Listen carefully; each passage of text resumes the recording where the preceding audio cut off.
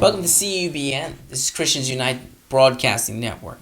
We're located at www.cubnlive.com.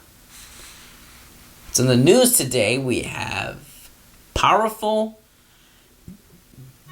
missionary in Thailand shares true love with sex trafficking victims. The quest for love is really driving this degrading market.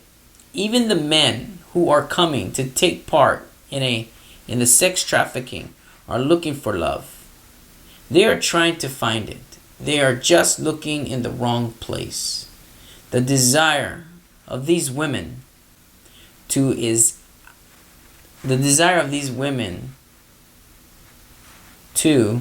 I need love. That's their heart cry, and it's all of our hearts cry. We are looking for love. Christine and Anasco. This is in Thailand. In a nation where women and children are sold for sexual exploitations, one mother and her family have become agents of change, living out a message of unconditional love. The quest for love is really driving the degrading market, says Christine Anasco, who has served for 12 years in international missions, work with her husband David and their 4 children. Our aim is to show these women they are valued. Since moving to Thailand in 2014, the Anascos have come to know firsthand the faces of human trafficking. Every year, innocent people are trafficked worldwide by the tens of millions. The U.S. State Department recently added Thailand to its Tier 2 watch list. One of many nations not fully complying with anti-trafficking policies, though making progress. Briefly, in the United States, to speak at churches backing their missions work, Christine Anasco reveals how pro-life outreach first inspired her, what motivates those trapped in sex trafficking, and why every believer should have a global outlook. Bound for life. During your formative years, how did standing for life start you on a journey of doing justice? Christine Anasco. I recall one day in my high school health class back in the early 1990s. They asked everyone to take sides. Pro-choice, stand on one side of the room, and pro-life on the other. Though I really didn't know anything about the issues at the time, I went to the pro-life side.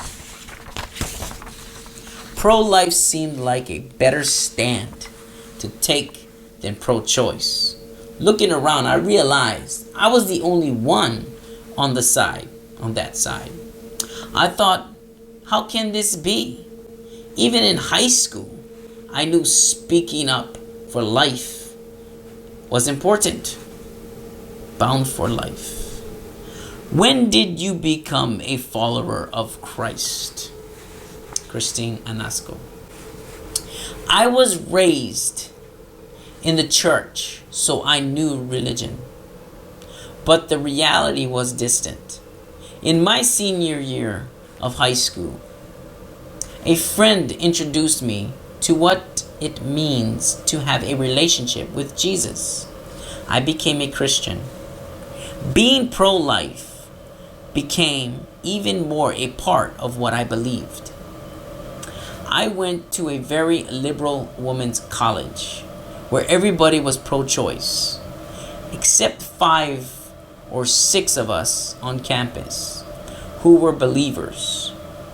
Even in that small school, we would raise questions about abortion and have decisions. I began to work at a pregnancy care center in Laurel, Maryland, counseling women who were thinking about abortion. After my husband and I got married, we ministered in a transition home for women who were single, pregnant, and had no other place to go. We did that for 3 years.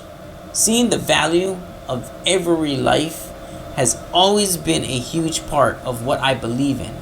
It reflects the heart of Christ for justice. Bound for life. What led you to be involved in international missions and aid work? Christine Anasco. Between my junior and senior year of college, I went to Trinidad and was awakened to the poverty that is in the world. Growing up in a suburban area of Maryland, I knew there were impoverished areas, but I never knew how bad it could be. Going to Trinidad opened my eyes. It really changed my perspective and what I wanted to do in my life.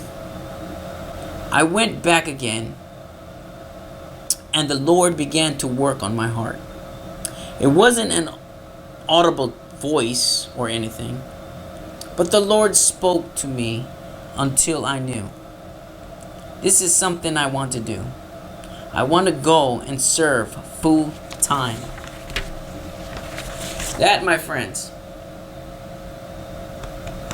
is here. You're being led to do something, not a verbal or audible thing. You're being led to do it.